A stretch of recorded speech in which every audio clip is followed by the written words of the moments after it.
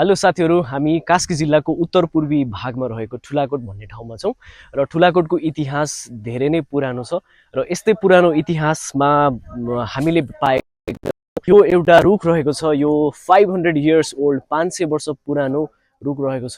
यो रुखलाई भन्छ खिर्रो भन्छ यसलाई, है, खिर्रो। र यो यहाँ लेखिएको छ कि 500 वर्ष पुरानो, तर अलिकति टेक्स्टमा बुझिएको छैन। यो चाहिँ 500 वर्ष पुरानो रुख हो यो। र यो रुख हुनुभन्दा पहिलादेखि नै ठुलाकोट यहाँनिर थियो। ठुलाकोटको एउटा इतिहास, हरेक वर्ष दसैँको बेलामा यहाँ पूजा गरिन्छ, बलि दिइन्छ। यो यस्तो खाले ठाउँ हो। यो ऐतिहासिक ठाउँ तपाईँले भिजिट गर्नु भएको छैन भने एकपटक भिजिट गर्नुहोला। हामी तपाईँहरू सम्पूर्णलाई एकचोटि भिजिट गर्नको लागि अनुरोध गर्छौँ। Thank you.